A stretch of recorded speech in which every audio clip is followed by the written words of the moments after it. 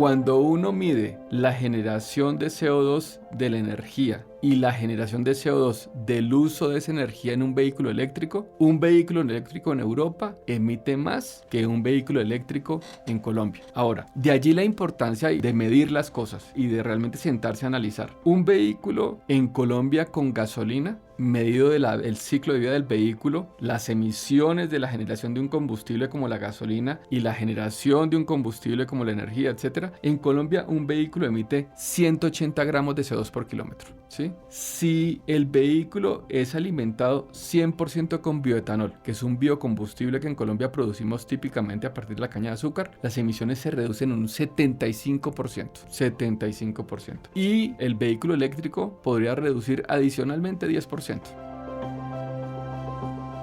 En el programa de hoy, Juan Felipe Bedoya nos hablará sobre la relación de la transición energética con la movilidad sostenible, su diferencia con la movilidad eléctrica, el rol y el uso del bioetanol y el hidrógeno y los retos que tenemos como país frente a la transición y la movilidad.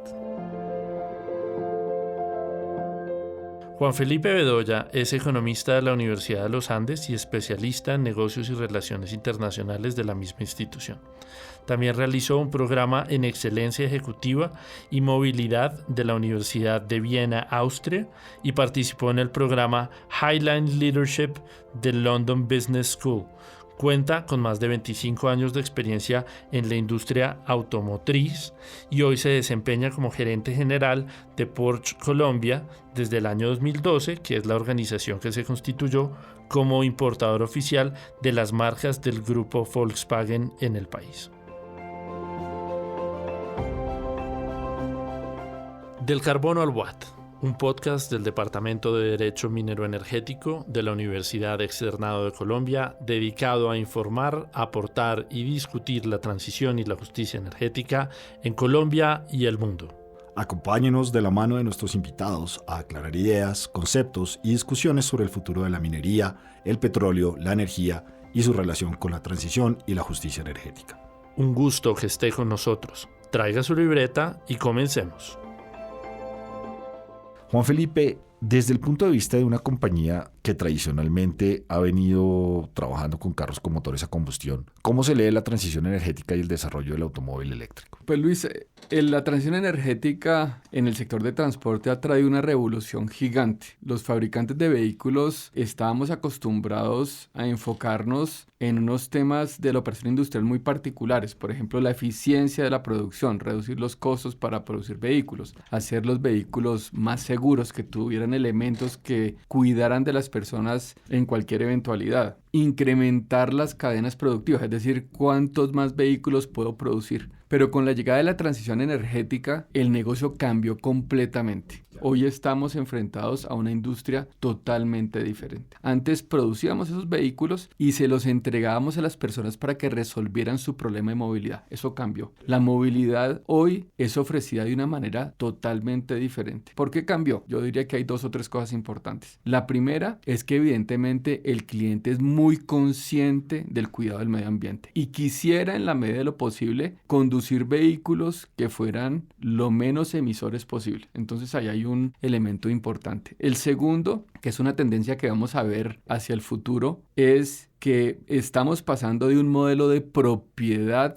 de un medio de transporte a un modelo de uso en un medio de transporte. Es decir, antes el cliente iba a un concesionario, miraba su vehículo, compraba su vehículo, le registraban el vehículo a su nombre y él conducía su vehículo durante algunos años y después lo vendía. Y lo que vamos a mirar en el futuro es que las personas van a preferir no tener un vehículo a su nombre, no tener un activo que se deprecia y que está a su nombre, sino que va a alquilar vehículos, entonces, o que va a utilizar de manera compartida vehículos. Entonces, por eso tenemos en diferentes partes del mundo iniciativas de vehículo compartido, de car sharing, ¿sí? De alquiler de corto plazo, de un par de días, de una semana, de un mes, de alquileres de más largo plazo, y esa es un poco la tendencia. Entonces, los elementos de movilidad no los vamos a suministrar, sino que el cliente va a construir su propia solución de movilidad a partir de medios de transporte público, de soluciones compartidas, y el cliente a través de aplicaciones va a poder resolver su tema de la movilidad. Entonces, como se dan cuenta, pues ahí hay dos elementos, y un último elemento muy importante es, antes los fabricantes de vehículos estaban en la operación industrial de producir partes, de producir motores, transmisiones, etcétera, pero hoy nos llegó otro mundo, y es el mundo del software y la producción de baterías. Antes nosotros los fabricantes de vehículos no teníamos departamentos de desarrollo de software muy robustos. Hoy la diferencia entre un productor, por ejemplo, como el que yo trabajo, Volkswagen y el grupo Volkswagen y Tesla, por ejemplo, es una de las principales diferencias en las compañías, es la capacidad de desarrollar software que tiene Tesla, por ejemplo. Y el segundo elemento que es muy importante en la operación es la capacidad de producir baterías. Es decir, los productores de vehículos tradicionales no estaban en el negocio de producir baterías eléctricas. Pasó al centro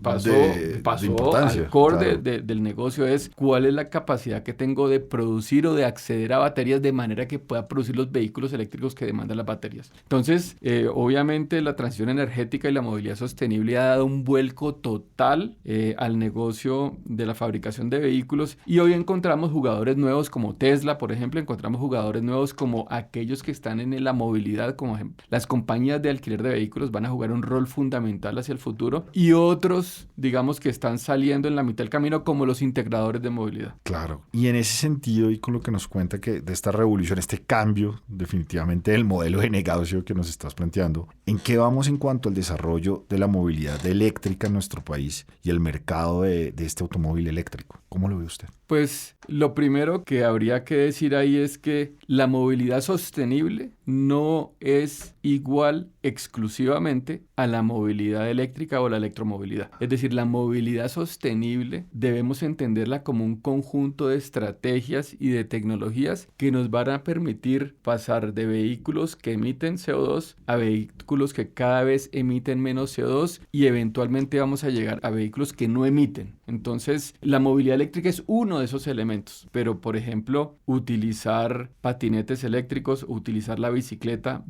eléctrica, esos elementos de micromovilidad son importantes en la transición energética del sector automotor. Van a existir, como sabemos muy bien, un conjunto de combustibles diversos, o sea, el mundo también del transporte es multicombustible, entonces vamos a ver cómo coexisten combustibles fósiles como la gasolina, el diésel o el gas, con combustibles mucho más limpios, como por ejemplo los biocombustibles, bien sea bioetanol, diésel renovable o biodiesel. Vamos a ver combustibles sintéticos producidos a partir del hidrógeno, o vamos a ver vehículos que pueden funcionar con celdas de hidrógeno que se convierten en energía y que son muy limpios. Entonces, un concepto mucho más amplio de la movilidad sostenible es supremamente importante para abordar la discusión y no caer simplemente en un tema muy interesante y que revitalizó o que profundizó la discusión de la movilidad sostenible como es el vehículo eléctrico, sino que hay otros elementos. Pero no se queda solo en eso. Es un conjunto de factores que no se reducen solo al mercado del automóvil eléctrico. De acuerdo. Y el vehículo eléctrico, pues ha tenido un desarrollo supremamente importante, y estamos hablando a nivel mundial. En el 2022, el 10% de los vehículos que se vendieron fueron eléctricos. Hay unas regiones muy adelantadas, el norte de Europa, tal vez una de las regiones donde más vehículos eléctricos se venden. Hay regiones como las nuestras, donde la movilidad eléctrica no se puede adoptar de manera masiva por algunas limitaciones, fundamentalmente el ingreso per cápita de los colombianos, y comparado con el precio de los vehículos eléctricos aún hay unas distancias, pero en general en el mundo la movilidad eléctrica va hacia adelante con retos muy grandes. Por ejemplo, hemos escuchado mucho las preocupaciones que existen alrededor de la producción de baterías de litio. Por una parte, el litio es un mineral escaso, y pues si uno multiplicara el número de vehículos que se requieren para hacer una transición completa hacia movilidad eléctrica, pues le va a dar que la demanda de litio es exponencial, y por eso hemos visto el precio del carbonato de litio multiplicarse por 2 o por 3 veces desde la pandemia. Entonces ahí hay unos retos, y la minería del litio es una minería que tiene también un componente importante de discusión en cuanto a sus emisiones, y entonces ahí hay unos retos gigantes. Ahora, la movilidad eléctrica también hay que ir un poquito más al fondo, y es que las baterías de litio no va a ser la única forma de concentrar energía. Es decir, están trabajando de manera intensa muchas compañías en desarrollar baterías que no dependan exclusivamente del litio. No, y Juan Felipe, acá en el programa hemos venido trabajando esa importancia de esos minerales estratégicos, de esos minerales críticos y cómo realmente eso tiene un juego geopolítico bien importante en cuanto a su transformación y explotación. Y sí, definitivamente está en el centro de toda esta discusión. Pero, digamos, de lo que usted nos cuenta, a mí me parece interesante la diferencia entre movilidad eléctrica y movilidad sostenible. Porque durante muchos años a la industria, por un lado petrolera, que producía el combustible, y por otro lado a las empresas que se dedican a construir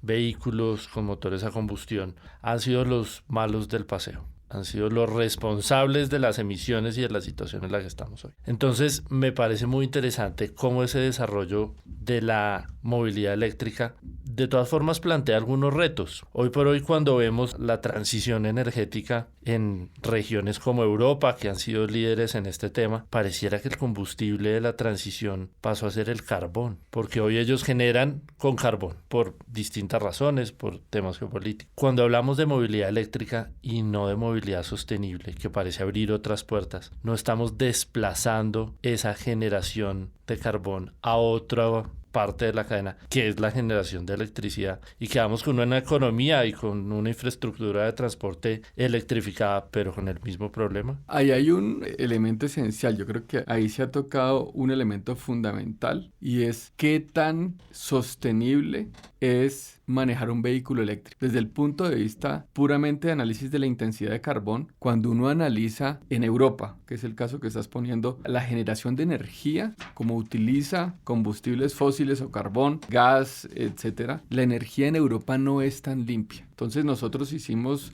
unos análisis y en Colombia generar energía es mucho más limpio que en Europa o que en Estados Unidos. Entonces, cuando uno mide las emisiones de un vehículo eléctrico, contemplando no solamente las emisiones de la energía en el vehículo, sino las emisiones que genera producir esa energía, se da cuenta que un vehículo en Europa podría emitir 50% más CO2 que en Colombia. Cuando uno mide, de nuevo, porque esto es un tema fundamental. Ajá. Esto realmente rompe la lógica que uno escucha todos los días. Por favor. Claro, cuando uno mide la generación de CO2 de la energía y la generación de CO2 del uso de esa energía en un vehículo eléctrico en Europa emite más que un vehículo eléctrico en Colombia. Ahora, de allí la importancia de medir las cosas y de realmente sentarse a analizar. Un vehículo en Colombia con gasolina, medido el ciclo de vida del vehículo, las emisiones de la generación de un combustible como la gasolina y la generación de un combustible como la energía, etcétera. En Colombia, un vehículo emite 180 gramos de CO2 por kilómetro, ¿sí? Si el vehículo es alimentado 100% con bioetanol, que es un biocombustible que en Colombia producimos típicamente a partir de la caña de azúcar, las emisiones se reducen un 75%. Y el vehículo eléctrico podría reducir adicionalmente 10%. Es decir, estamos frente a un gap tan grande entre la gasolina y el eléctrico, pero en la mitad y muy cerca a las emisiones del vehículo eléctrico, tenemos la posibilidad de tener vehículos con etanol que reducen las emisiones 75%. Entonces, por eso la importancia de entender la movilidad sostenible como un conjunto de acciones. Ahora, los vehículos que pueden administrar diferentes mezclas de etanol son conocidos como Total Flex, que es una tecnología que no es propietaria de ninguna marca en particular, es una tecnología que es ampliamente conocida en Brasil, que es un país que es líder en la producción de vehículos Total Flex. Brasil produce 2 millones de vehículos al año, un mercado muy importante de producción y consumo de vehículos, y todos los vehículos son Total Flex. Es decir, todos administran diferentes mezclas de bioetanol. Entonces, un vehículo con la tecnología Total Flex tiene un precio muy similar al vehículo que hoy vemos en las calles colombianas. Entonces, cuando las primas verdes de los vehículos eléctricos oscilan entre 60 y 150%, es decir, un cliente que quisiera comprar un vehículo hoy en Colombia de un segmento que vale 100 millones de pesos, que hoy es un vehículo compacto, pequeño, digamos, vale 100 millones de pesos. Si quisiera ese cliente pasarse a uno eléctrico, le tocaría tocaría pagar entre 150 y 250 millones de pesos. Entonces, la demanda no se mueve, pero antes de eso podríamos llegar a tener vehículos Total Flex que con precios muy similares a los que vemos hoy. Entonces, tenemos que entrar a discutir ese conjunto de estrategias en Colombia en particular que nos van a permitir llegar a la movilidad sostenible de manera muy clara y especialmente en el corto plazo, porque los vehículos eléctricos se van a masificar en todo el mundo, pero no se van a masificar al mismo ritmo en todas las geografías. Y nosotros tenemos que entender nuestra realidad. Pero vale la pena mirar a Brasil como un vecino que ha hecho las cosas de otra manera y que de alguna manera se ha podido lograr sacar adelante estos objetivos. Pero además, realmente, pues sin duda alguna no somos Noruega, no podemos utilizar las mismas estrategias, pero por lo que veo un poco de la respuesta, todo esto parece ser, por un lado, una respuesta a la demanda, pero también una iniciativa privada, una respuesta del sector privado a los problemas de movilidad eléctrica. A los retos. La duda que me queda es cuáles son los retos desde el sector público y dentro de la política pública que existen, por un lado, y cuál es el papel del Estado. ¿Qué debe hacer el Estado o qué no debe hacer? Sí, yo creo que sí es una iniciativa privada porque es una tecnología que fue desarrollada para atender una realidad particular en Brasil, ¿cierto? Entonces, claro, pero también hay muy grande relación entre la academia y el sector privado, porque este tipo de desarrollos del Total Flex vienen de la mano de las universidades. La Universidad de Campiña, la Universidad de San Pablo, todos están metidos junto con las empresas fabricantes de vehículos en el desarrollo de una tecnología que permita llegar al menor número de emisiones de CO2 en un motor a combustión con biocombustibles. Y van en una senda, digamos, muy importante. Entonces, sí es una iniciativa privada, pero antes que nada es una iniciativa privada y con la academia. Ahora, hablemos del Estado en Colombia fundamentalmente y qué se debería hacer. Nosotros en Colombia se discutió hace ya un par de décadas el rol del bioetanol en la gasolina y se llegó a una conclusión de que se debería mezclar al 10%. Esa es la conclusión que se dejó y como quedaron establecidas esa discusión, las cosas, sí. ¿cierto? Pero hoy solo se mezcla el 5%. A pesar de que la norma dice que se debería mezclar el 10%, hoy se mezcla el 5%, lo cual es una solución por diferentes discusiones, actores, etcétera, es una discusión ineficiente desde el punto de vista del cuidado del medio ambiente en Colombia. Entonces, la primera norma que deberíamos cumplir es que la gasolina se mezcle al 10% de etanol porque es mejor para el ambiente. Es la primera cosa que hay que hacer cumplir. Y mirar cómo podemos de manera conjunta acordar mayores mezclas de etanol en la gasolina para que contribuyamos a esa movilidad sostenible que es paso a paso. Es volver a poner en el centro de la discusión el tema de las mezclas y el etanol. Claro. Primero cumplir la norma, ¿no? Que es, pues, digamos que es una costumbre muy del país de cumplimiento normativo, que llevar ese 10. Pero inclusive llegando a ese 10 no es suficiente. Hay que volver a abrir la discusión. Hay un elemento y es, tú nos decías que en Brasil es el 100% que tiene tecnología Total Flex. ¿Y en Colombia? No tenemos porque hay otro elemento, digamos, de la regulación del Estado que es importante y es permitir la distribución de mezclas voluntarias de bioetanol. Hoy uno va a la estación de servicio en Colombia, cualquier ciudad de Colombia, y en gasolina tiene dos opciones, extra o corriente. Y eso viene ya mezclado con el etanol que la norma o el decreto último ha definido. En el caso de hoy, del mes de mayo del 2023, es 5%. Pero en Brasil, uno va a la estación de servicio y puede escoger entre el 27% de etanol mínimo y el 100% lo que quiera. Empoderas al consumidor, de alguna manera que tome una decisión. La gente tiene la decisión en la estación de servicio. Entonces, digamos, Luis llega y dice, no, mire, a mí échemele 50% etanol, 50% de gasolina. Y le dan esa mezcla. O 100% etanol. ¿En qué radica la decisión del consumidor? En el precio y en su disposición a contribuir a la descarbonización del sector del transporte. Hoy la diferencia de precio de un litro de etanol en Brasil y un litro de gasolina en Brasil es que hay 40% de diferencia en favor del etanol. Entonces, colombiano o brasilero, uno llega allá y si miren el menú de precios. Sí, claro, hay unas diferencias de rendimiento que pueden estar alrededor del 20%, pero cuando el 40% de diferencia en el precio, como dicen los americanos, es un no-brainer. O sea, eso no hay que echarle mucho cerebro para darse cuenta que se le pone etanol. Entonces, un elemento del Estado importante es permitir las mezclas voluntarias para que los colombianos podamos decidir cuál es el combustible que queremos. Es un juego entre uso de necesidades y conciencia ambiental, pero que ha empoderado el consumidor. Y presupuesto. Sí, total. Es que ese es el elemento central. O sea, hoy en Colombia, digamos, uno le pregunta a cualquier persona, cualquier discusión en el sector de energía o en el sector de transporte, y ante la coyuntura que vivimos, siempre el tema es el precio de la gasolina. Si esa oportunidad se abre, los colombianos yo creo que tienen todo el incentivo para contribuir a la disminución de emisiones de carbono, pero además cuidar el bolsillo, que está tan difícil. En una perspectiva que no va a cambiar, el desmonte del Fondo de la Estabilización de los Combustibles no se va a detener. Es decir, el desmonte se va a dar y yo personalmente estoy de acuerdo, porque es que el costo es demasiado alto para el país. No nos podemos dar el lujo de subsidiar gasolina. Es la realidad. En otros países puede que sí porque son más ricos, pero aquí no podemos. En esa perspectiva en que el precio de la gasolina va a seguir subiendo, o sea, si hoy nos parece caro, en año y medio vamos a sufrir un poco más. Importante. Pero ahí es donde la producción del bioetanol juega un rol fundamental, porque en Brasil, como expliqué ahora, amortigua el precio de la gasolina mayores mezclas de etanol, ¿cierto? Y además de eso, y esto es muy importante para el país, mayores producciones de bioetanol en Colombia generan unas consecuencias muy positivas. Nosotros construimos un escenario. El escenario es pasar de lo que se mezcla hoy de bioetanol en gasolina, del 5, por ejemplo, al 15 obligatorio, un escenario, al 15 obligatorio, y permitir mezclas voluntarias de gasolina en las estaciones de servicio, con 600,000 vehículos matriculados en los próximos años. Eso triplica la demanda de etanol actual y reduce 4.2 millones de toneladas de CO2 equivalente por año, que es muy bueno. Pero para producir ese bioetanol, para poder triplicar la demanda y atenderla, necesitamos 350,000 hectáreas de caña cultivada en diferentes regiones del país, porque en el Valle del Cauca ya no cabía una hectárea más de caña, ya se agotó la tierra cultivable para caña de azúcar.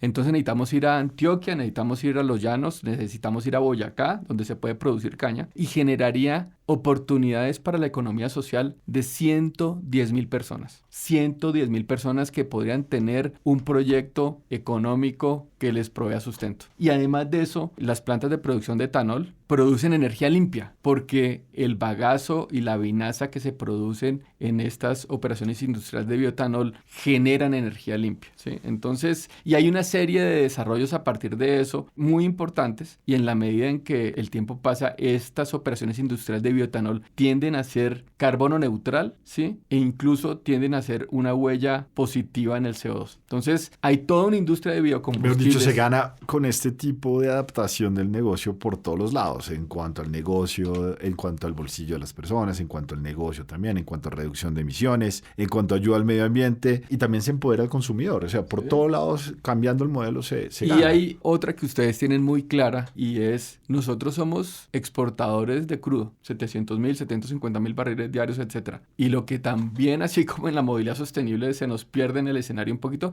es que importamos gasolina. Entonces, mayores producciones de bioetanol van a sustituir gasolina importada, que nos va a permitir generar un mejor balance cambiario en el país. Porque una de las tragedias que tenemos acá es que no tenemos una actividad económica que nos permita balancear de manera importante nuestras divisas demandadas por la importación y generadas para la exportación. Ahí hay un problema grande. Si tenemos un proyecto industrial en Colombia que nos permita sustituir gasolina importada, también le contribuye al país. Bueno, pero todo este tema del bioetanol parece muy interesante, pero hay un tema que está de moda sin duda alguna, que es el hidrógeno. Y todo esto pareciera hacer parte de una familia que no conocemos, que son los combustibles de bajas emisiones. ¿Qué es eso y cómo funciona? Yo creo que ese es un elemento supremamente importante en la descarbonización del sector del transporte. Normalmente pensamos en que el vehículo es el que emite, ¿sí? Y por eso ahorita me dijiste, no, y ustedes pues han sido tildados como de grandes emisores. Sí, pero los vehículos emiten lo que les ponemos, el combustible que les suministramos. El vehículo, si le ponemos mejores combustibles o combustibles de menores emisiones o cuya intensidad del carbono sea menor, entonces el vehículo va a emitir menos. Entonces, ha nacido una industria de combustibles de bajas y cero emisiones, muy importante, que va como complemento, claro, al desarrollo de la tecnología de producción de vehículos que aporten menos CO2 a al medio ambiente. Ahora, ¿dónde nace y para dónde va?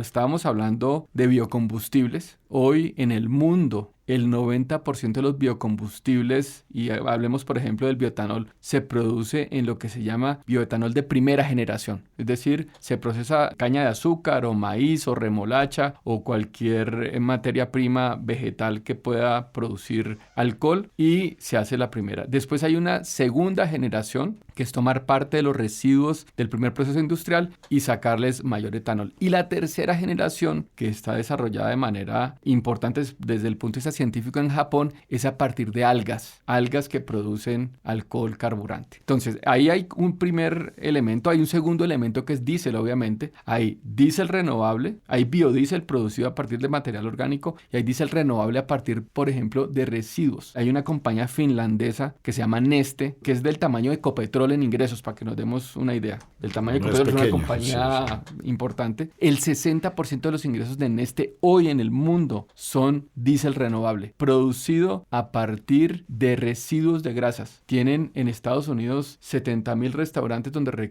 como vamos a hacer aquí un poquito de publicidad, Kentucky Fried Chicken y McDonald's, y toda esa grasa que sobra la recogen, además de grasa de mataderos, de res, de pescado, y procesan esa grasa y producen diésel renovable que emite 75% menos que un diésel corriente. Entonces ahí tenemos biocombustibles, combustibles renovables, ¿sí? Y vamos a tener hidrógeno. Vamos a tener bien sea vehículos que se pueden mover con motores eléctricos, con celdas que alojan hidrógeno y a partir de ese hidrógeno producen energía que mueve el vehículo eléctrico, o combustibles sintéticos producidos a partir de hidrógeno, que ya hay una compañía en Chile que en el sur de Chile produce o tiene un piloto de combustibles sintéticos a partir de hidrógeno. Entonces, con la discusión de la suspensión de la producción de motores a combustión en Europa, que fue tradicionalmente en Europa en el 2035 se dejarán de comercializar y de producir vehículos de combustión, y se abrió una puerta porque en el último texto quedó que en el 2035 en Europa se dejarán de comercializar y producir vehículos que vengan equipados con motores a combustión que emitan. Y cuando han introducido esa segunda parte de la frase que emitan, abrieron la puerta o formalizaron una industria de combustibles de bajas y cero emisiones. Y eso es una cosa muy importante. Pensamos muchas veces que hidrógeno es tal vez el único combustible de bajas emisiones. El hidrógeno es un vector de energía que puede servir para muchas cosas. Puede servir para las celdas de batería, como dije ahorita, puede servir para producción de combustibles de cero emisiones, pero definitivamente no va a ser el único combustible de bajas y cero emisiones. Pero entonces esta familia, por un lado, le da una segunda vida al motor de combustión, que es un elemento importante, digamos que sobre todo para países en desarrollo. Por otro lado, disminuye la presión en la carrera por los minerales estratégicos y por la minería de litio y este tipo de cosas. Pero también le da un segundo aire a otras industrias que tenían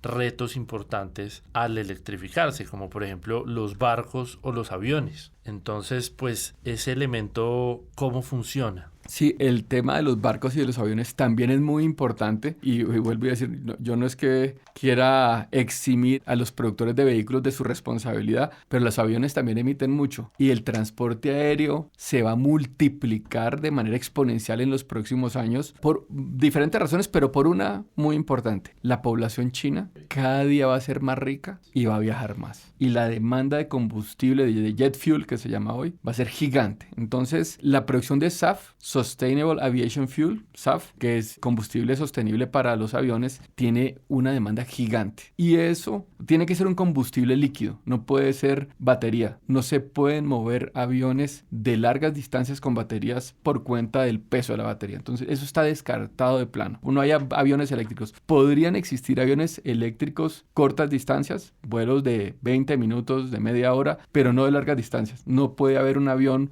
Bogotá-Frankfurt eléctrico. Yo le cambio un poco el enfoque porque no me perdonaría si no le hago esta pregunta dentro en el marco de este programa, y es el rol del transporte masivo en toda esta lógica que nos estás presentando. ¿Cuál es tu opinión al respecto y qué rol va a jugar dentro de todos estos cambios? La movilidad sostenible ideal es que podamos caminar más. Esa es la movilidad sostenible ideal, ¿sí? La segunda mejor opción es que podamos utilizar medios de transporte masivos que estén impulsados con tecnologías de bajas o cero emisiones. ¿Por qué? Pues porque un bus que tenga muy bajas emisiones tiene como consecuencia que el CO2 emitido por pasajero transportado es muy bajo. No es lo mismo moverse en un vehículo a combustión donde caben 4 personas que moverse en un bus donde caben 220 personas y tiene mucho. Ahora, entonces, nuestro reto en Colombia es que no tenemos sistemas de transporte masivo que atiendan la demanda de la población. Entonces, vemos en Bogotá Transmilenio colapsado porque la población ha crecido tanto que la demanda de transporte es mucho más alta que la capacidad, y tenemos otros problemas en el tema de Transmilenio, y es robos y acoso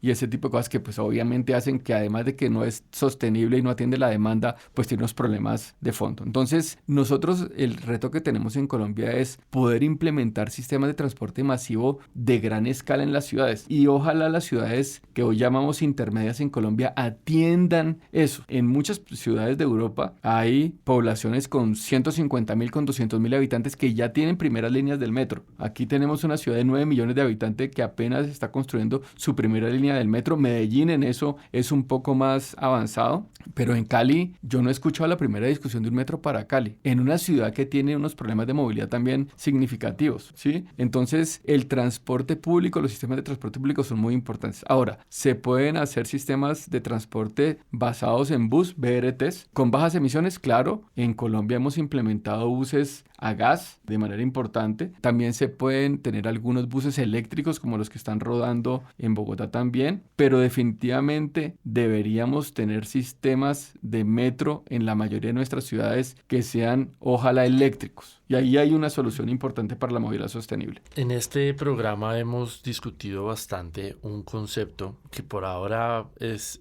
académico, pero que atiende un poco a las discusiones que hay a nivel global. Cuando uno oye a John Kerry y a todos estos líderes mundiales del cambio climático decir que si a 2030 no resolvemos una serie de problemas, ni siquiera pensemos mucho en el 2050 porque ya estaremos muy tarde. Y esto en la academia lo han denominado la transición media, que habla de identificar los retos y los cuellos de botella para hacer esa transición correctamente, y ojalá poner a cargo a ejecutores y no a ideólogos para poder adelantar las cosas. Pero con base en eso yo quería preguntarte, el gobierno en este momento se encuentra construyendo una hoja de ruta de la transición energética. En relación con la movilidad sostenible, para un caso colombiano, ¿qué consideras que debería estar presente en esa hoja de ruta? Sí, yo creo que hay un elemento fundamental de la transición energética en el sector de la movilidad y la movilidad sostenible, y es que haya una vocación por desarrollar sistemas de transporte masivo en todas las ciudades. No hay otra manera de reducir la dependencia del vehículo como ofrecer transporte público asequible, digno y suficiente. No hay otra manera, ¿sí? ¿Por qué la gente compra motocicletas en Colombia en las tasas y en las cantidades en que se hace? No sé si ustedes conocen la estadística, pero en Colombia, por cada automóvil que se venden 4 motocicletas, de 1 a 4. En Chile, por cada 4 vehículos que se vende una motocicleta. Es porque hay un sistema de transporte público importante que se desarrolla. Y eso tiene unas consecuencias que nosotros se nos pierden a veces, y es que el transporte en motocicleta es mucho más riesgoso, implica mayores riesgos que el transporte en otros medios de transporte. Entonces, el primer elemento que el documento de transición energética debería contener es una vocación muy grande al desarrollo del transporte público digno y asequible para los colombianos. Y limpio, obviamente. Ahora, el segundo elemento es promover aquellos energéticos y aquellas tecnologías de corto plazo, porque en eso que la academia llama la transición media, ¿sí? Eso no lo piensa la mayoría de la gente ni los estados. Y no solamente en Colombia, la gente piensa así, vamos a promover hidrógeno, que es muy importante, pero eso nos va a llegar en 3 o 4 décadas. Sí, vamos a promover vehículos eléctricos, muy importante. En Colombia nos va a llegar en aproximadamente 2 décadas de manera masificada. Hoy vendemos vehículos, pero de manera masificada en 20 años estará acá. Tenemos que pensar en esos elementos de mediano plazo en los siguientes 7 años que realmente contribuyen de manera significativa a la reducción de las emisiones. Y claro, muchas veces los gobernantes que quieren haber definido el futuro del país para los próximos 100 años en el tema de la transición energética y en el tema del cambio climático, no necesitamos grandes estadistas para el 2050, sino que necesitamos grandes ejecutores en el corto plazo. A mí me quedan 3 grandes aprendizajes de esta charla. El primero es que vamos a hablar más de movilidad sostenible y no solo de movilidad eléctrica. Entender que hay opciones como el bioetanol, pasamos por las grasas, las mezclas y mirar más a Brasil. Muchísimas gracias por este espacio, Juan Felipe. Muy interesante. No, a ustedes muchas gracias por la invitación. Muy amables. Aquí termina Del Carbón al Watt. Síguenos en Spreaker, Spotify y Apple Podcast. También disponible en las redes del Departamento de Derecho Minero Energético de la Universidad Externado de Colombia. Del Carbón al Watt es un podcast original del Departamento de Derecho Minero Energético de la Universidad Externado de Colombia. Producción general, Luis Bustos y Juan Felipe Neira. Productor técnico, Ancísar Aponte y la Facultad de Comunicación Social de la Universidad Externado de Colombia. Musicalización, Pixabay. Gracias por seguirnos.